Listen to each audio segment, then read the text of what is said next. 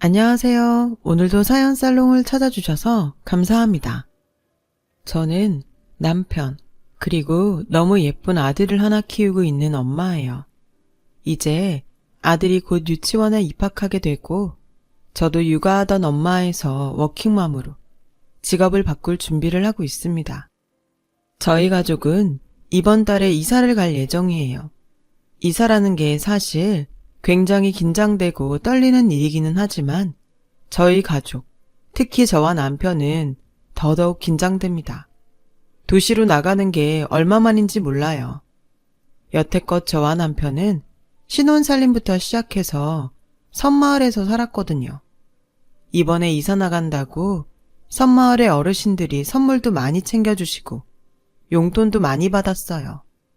아무래도 섬마을이다 보니 가장 젊은 사람이 40대이실 정도로 연령대가 높습니다. 칠순 훌쩍 넘으신 분들도 계시고요. 그분들이 저희 부부와 아들을 정말로 이뻐해 주셨어요. 특히나 아들만 보시면 이게 얼마 만에 보는 어린애냐, 그놈 참 똘똘하게도 생겼네 하시면서 이뻐해 주시고 아들이랑 같이 나가면 꼭 돈 몇 푼을 들고 돌아오곤 했죠.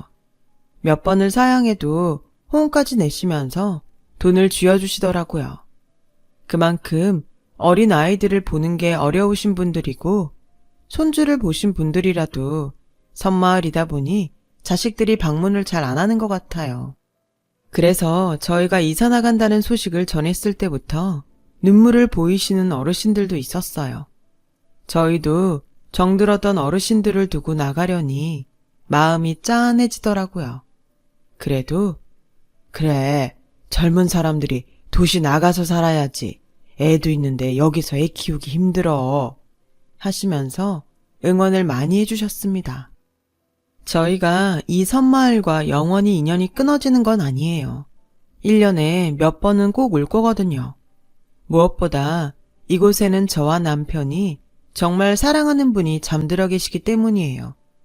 바로 남편의 어머니이시자 제 시어머니시죠.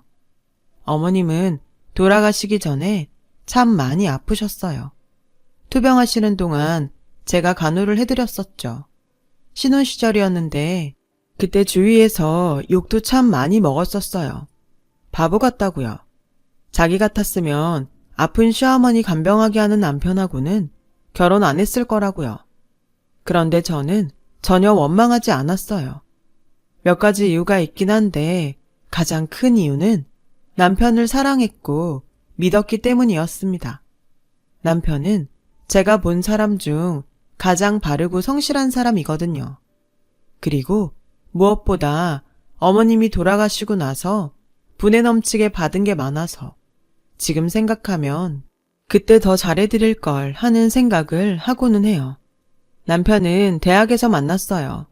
같은 과는 아니었는데 동기의 손에 떠밀리듯이 나간 단체 소개팅 자리에서 만났죠.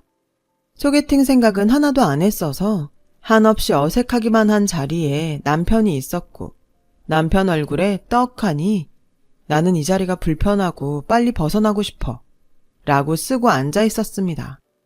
다들 짝꿍 찾아서 하하호호 수다 떠는 동안 남편이 제게 여기 오기 싫었죠? 저도 그래요. 라고 먼저 말을 걸어주었고 저는 제 마음을 알아준 남편이 참 고마웠었어요.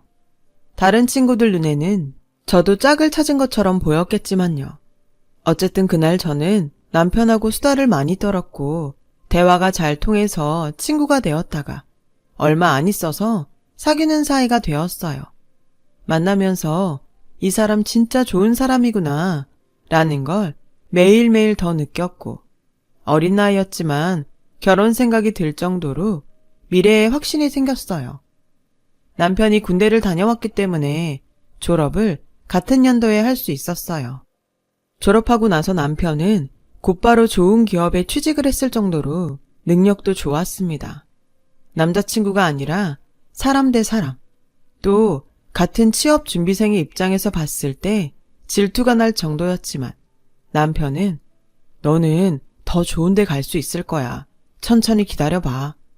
라고 말해주면서 자기를 뽐내지 않고 오히려 저를 더 걱정하고 응원해 주었어요.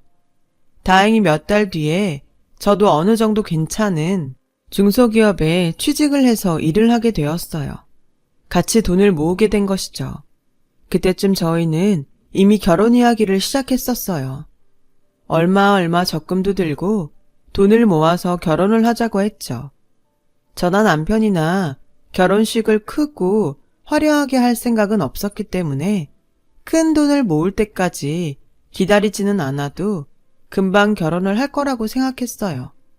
그리고 얘기한 대로 1년 반 정도가 지나서 어느 정도 자리를 잡았고 저희는 결혼을 하게 되었어요. 결혼 준비를 하면서 남편에게서 가정사를 처음으로 듣게 되었죠. 저희 집에 인사 와서 먼저 말을 하더라고요. 장인어른, 장모님, 저는 결혼식 때 가족을 부르고 싶지 않습니다. 라고요. 예상하지 못했던 말에 저희 부모님도 저도 놀랐고 남편은 차분하게 자신의 이야기를 설명해 주었어요. 제가 어릴 때 차별을 많이 받았습니다. 정말 서럽게요. 남편은 위로 형 1명, 누나 1명이 있다고 합니다. 막내인 남편은 늘 형과 누나에 치이면서 특히나 형이 장남이라는 이유로 형과 끊임없이 비교되면서 모든 걸 다 형한테 바치듯이 하면서 살았다고요. 어머니가 저를 보호해 주시긴 했는데 별 힘이 없었어요. 아버지는 형은 장남이라고, 누나는 하나뿐인 딸이라고 챙겨주셨지만 저는 계획에도 없이 태어나서 밥만 축내는 놈이라고 하시면서 저를 박대하셨죠. 그래서 중학교 3학년 때부터 할 수 있는 아르바이트나 일은 다 했습니다. 막노동도 많이 했고요. 공부도 열심히 했습니다. 대학은 가고 싶었는데 그러려면 전액 장학금밖에는 답이 없었거든요. 다행히도 전액 장학생에 선발이 되었고 대학 입학과 동시에 짐을 싸서 집을 나왔습니다. 염치 없지만 친구 집에서 얹혀서 대학교 생활 내내 같이 살았어요. 그저 평범하게 자취하는 거라고 생각했던 저였는데 그 이야기를 듣고 내가 너무 몰랐구나, 내가 너무 무관심했나 싶었어요. 집과는 연락을 하지 않고 앞으로도 할 생각 없습니다. 그 사람들은 저를 아들이나 동생 취급해준 적이 한 번도 없는 사람들이에요. 참 부끄러운 가정사라는 것은 알지만 두 분이 허락만 해주신다면 평생 장인어른 장모님을 제 부모님처럼 모시고 서영이랑 행복하게 살겠습니다. 남편은 이야기를 울먹이면서 마쳤어요. 아빠는 어린 게 얼마나 상처를 많이 받았겠나, 고생 많았어 라며 남편의 어깨를 두드려 주셨고 엄마는 같이 우시면서 그래, 내가 장모 말고 엄마 할게. 내가 이제 우리 아들 잘해줄게. 힘들었던 기억은 다 잊어라 하셨습니다. 그렇게 저희 부부는 결혼 허락을 받게 되었죠. 남편의 강경한 의사에 따라 저는 시댁과는 아예 연락을 할 생각도 안 했어요. 남편이 너 혹시 나중에 후회한다, 이런 걱정 때문에 나 몰래 우리 집 찾아보거나 그런 생각하지 마. 괜한 걱정이긴 하지만 노파심에 그래 라고 강하게 말했거든요. 저한테는 뭐든 다 좋다 하던 사람이어서 그런 강한 태도를 처음 보았기 때문에 놀라기도 했지만 한편으로는 그래, 이 사람이 상처를 정말 많이 받았구나 하고 알겠다고 했습니다. 그렇게 저희는 시댁 식구들 없이 제 가족들과 대학 친구들, 회사 사람들만 불러다 놓고 결혼식을 올렸고 행복한 신혼생활을 시작했어요. 신혼생활은 정말 행복했어요. 바쁘게 일하고 퇴근해서 집에 와서 같이 야식 먹고 놀다가 자고 또 일하고 와서 같이 밥 먹고 평범하지만 행복했어요. 그러나 저희 부부의 평범하고 행복했던 일상은 결혼한 지 몇 달 만에 뒤흔들리고 말았습니다. 토요일 점심이었어요. 한가하게 집에서 남편과 시간을 보내고 있었죠. 그런데 남편에게 전화가 한 통 걸려왔어요. 대수롭지 않게 받은 남편의 표정은 점점 굳어갔고 이내 목소리까지 높아졌다가 전화는 끝났습니다. 왜 그래? 무슨 일이야? 하고 물으니 남편이 나 잠깐 어디 좀 다녀와야 할 것 같아. 늦을지도 몰라. 걱정 말고 다녀와서 설명해 줄게. 라고 말하더니 다급하게 옷을 챙겨 입고 나갔습니다. 저는 당연히 무척이나 걱정되었지만 와서 설명해 준다는 남편의 말을 믿고 잠도 안 자고 늦은 시간까지 기다렸어요. 남편이 돌아온 건 새벽 3시가 다 된 시간이었습니다. 그때까지도 안 자고 기다리던 저를 본 남편은 울면서 제게 미안해 소영아 하고 말했어요. 놀라서 무슨 일이냐고 자세히 말해보라고 하니 남편이 눈물 섞인 목소리로 사정을 설명해 주었는데 그 이야기가 참 개탄스러웠어요. 남편에게 전화를 건 건 이름도 처음 들어보는 섬마을의 이장님이었다고 해요. 이진영 씨 맞으시죠? 여기 어머님이 와 계신데 언제쯤 들어오실 예정이십니까? 뜬금없는 말에 남편은 자세한 사정을 물었고 이장님은 형님 되시는 분이 여기 모셔놓고 가셨는데요. 동생이 와서 모시기로 하셨다고요. 라고 하셨대요. 청천벽력 같은 말에 남편은 놀라서 자세한 사정을 들으러 그 생소한 섬마을로 향한 것이고요. 참 그런 페류나가 따로 없습니다. 남편의 어머님이 당뇨병과 중풍 등 거동조차 거의 불가능하실 정도로 편찮으셨는데 남편의 형님이 해외 이민을 핑계로 어머님을 놓고 간 거예요. 그리고 남편의 이름을 써두고 남편 연락처를 알아내선 동생이 어머니를 모시겠다고 한 상황이다.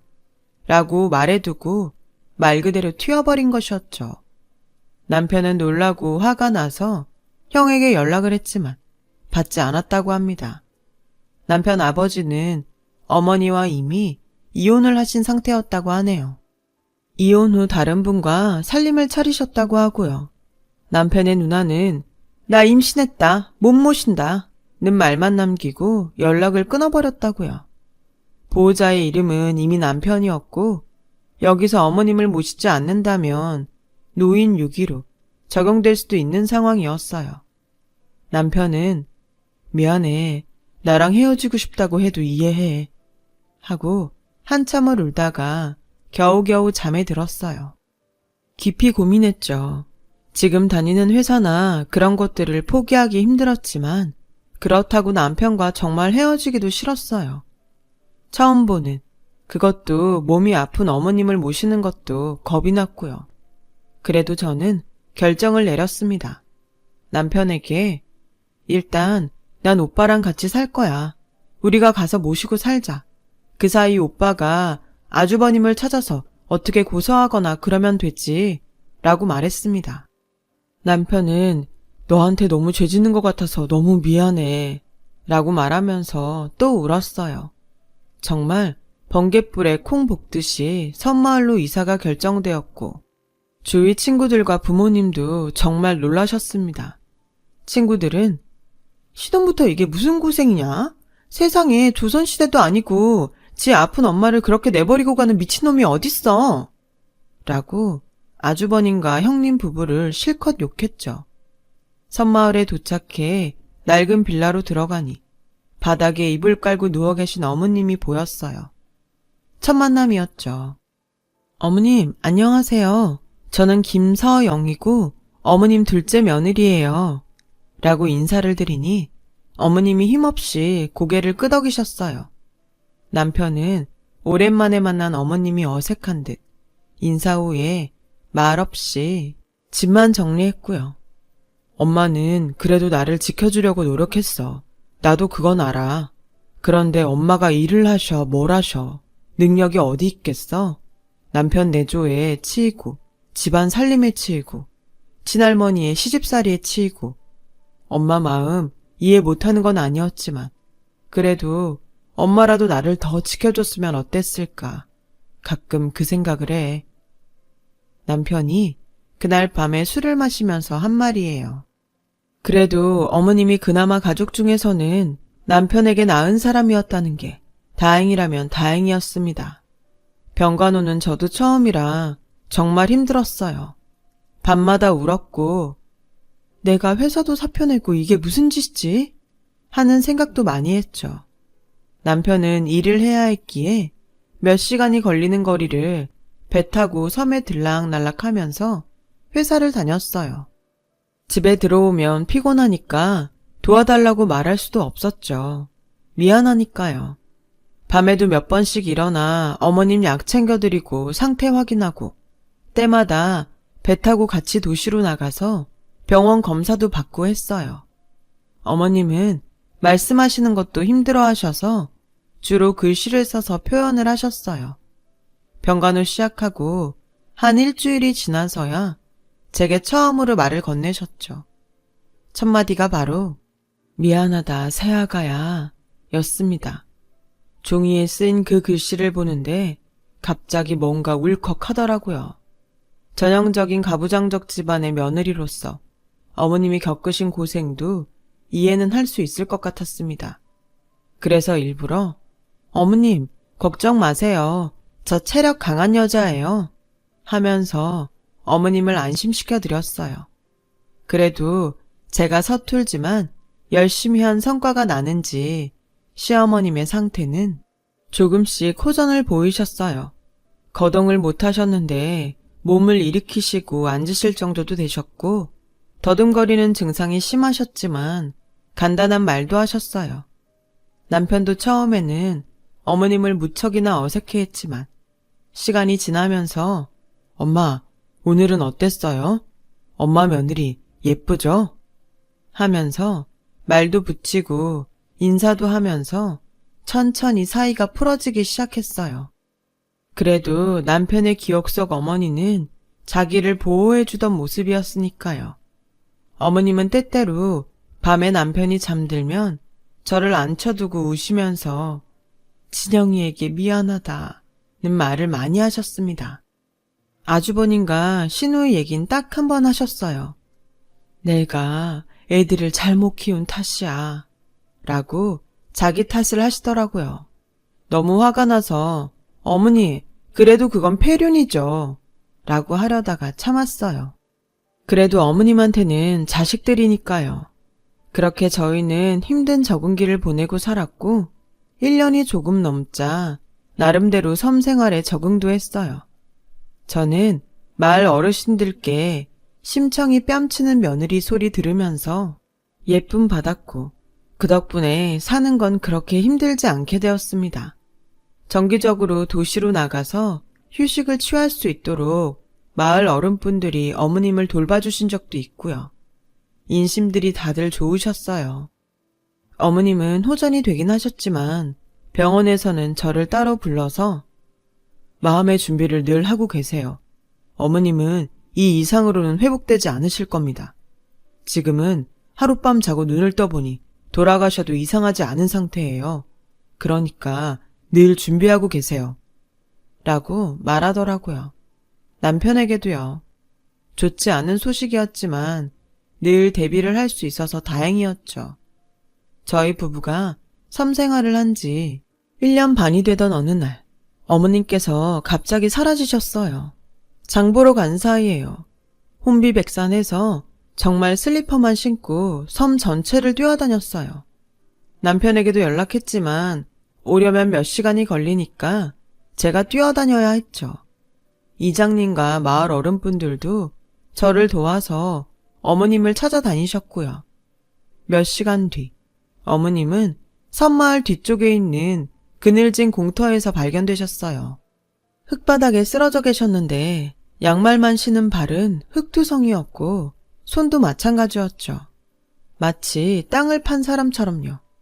놀라고 눈물이 날 정도였지만 그래도 찾았으니 다행이다 생각하고 어머님을 집으로 모셔왔습니다. 어머님이 일어나시고 어머님 거기 왜 가신 거예요?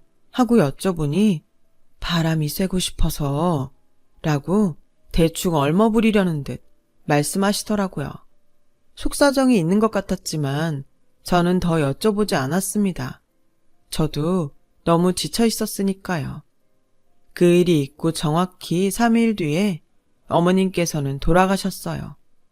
주무시다가 아주 평화롭게요. 새벽에 약 챙겨드리려고 일어났는데 뭔가 이상해서 코에 손을 대서 숨을 확인해 보니까 돌아가셨더라고요. 놀라서 남편을 흔들어 깨우고 병원에도 연락해서 확인했는데 돌아가신 게 맞았습니다.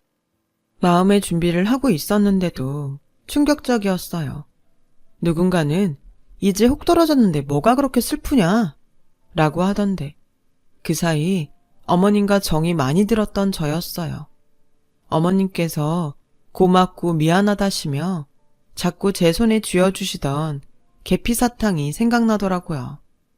짧은 시간이었지만 어머님께서는 제게 마음을 다 주셨어요.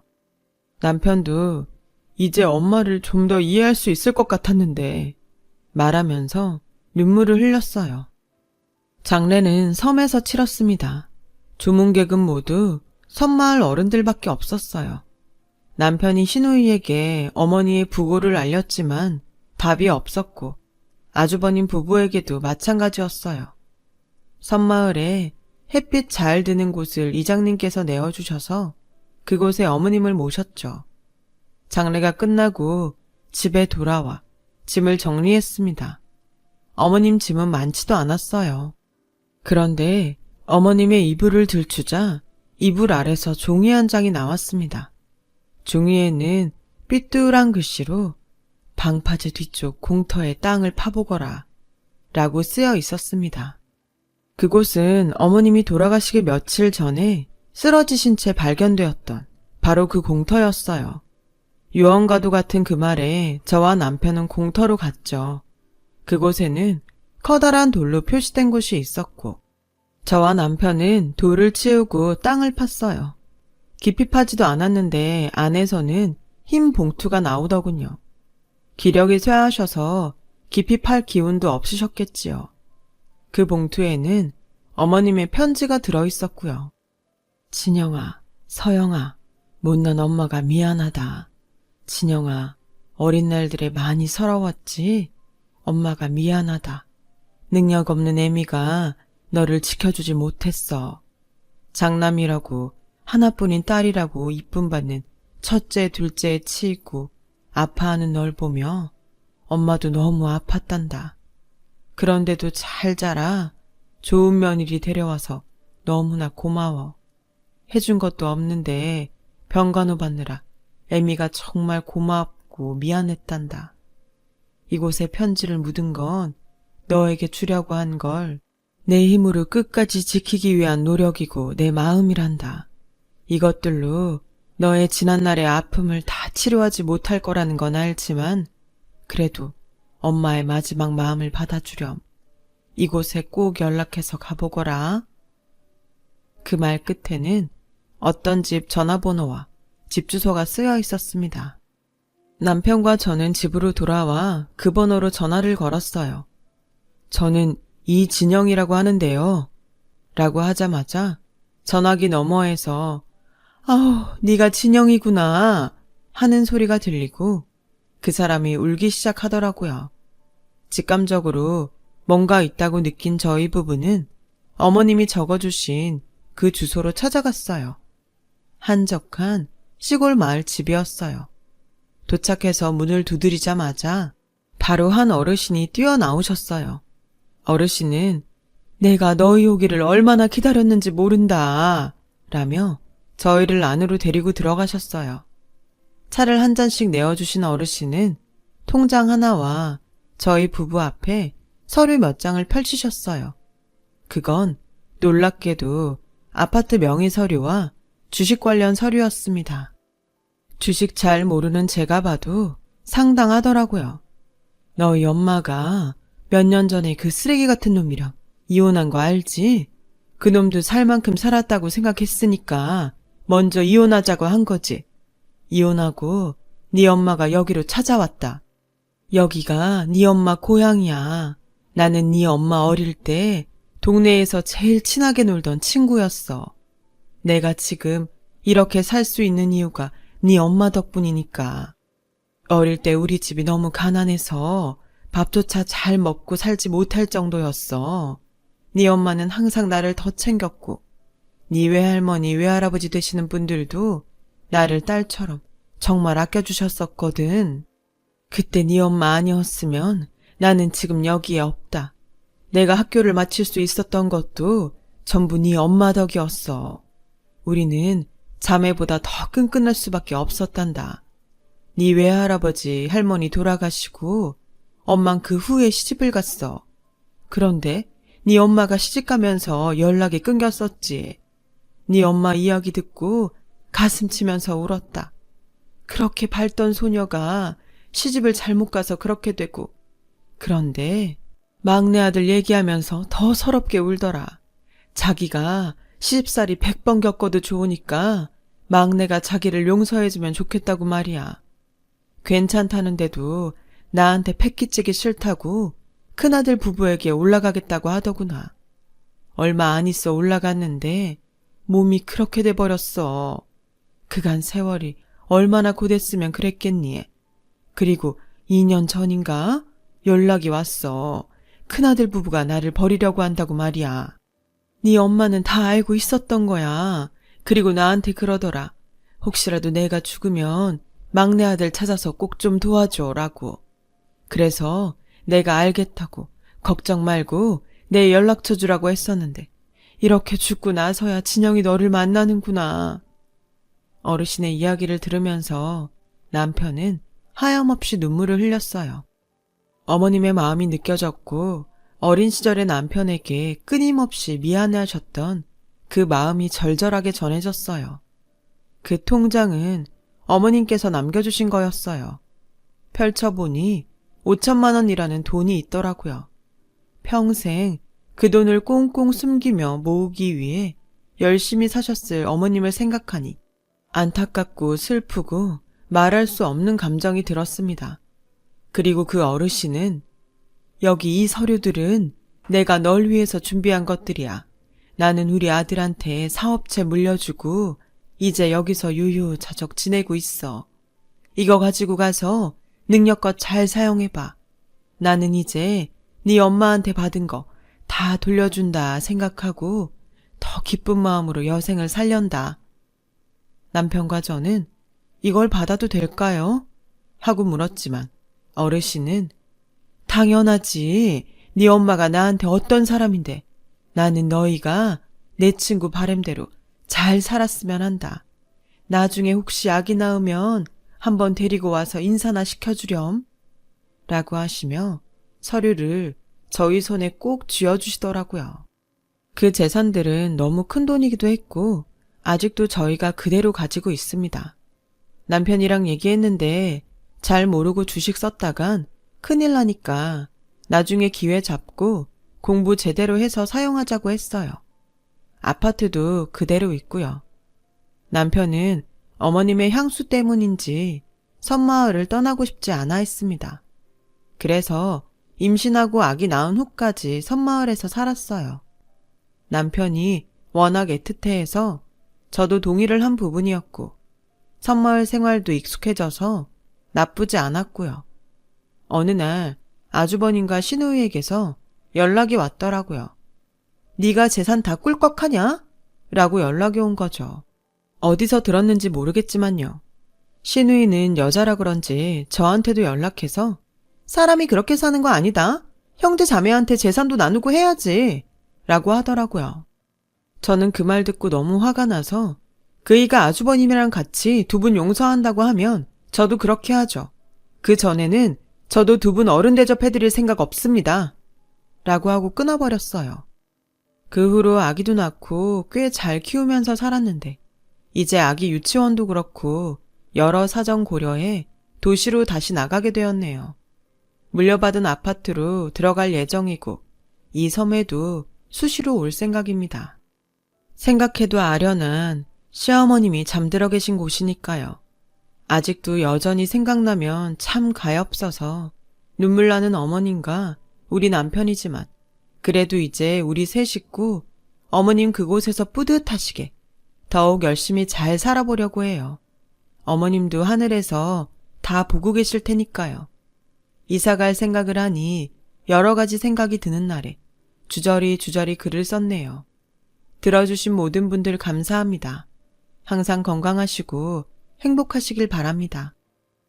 여러분, 사연 댓글에 응원과 현명한 조언 부탁드려요. 좋아요와 구독은 저에게 큰 힘이 됩니다.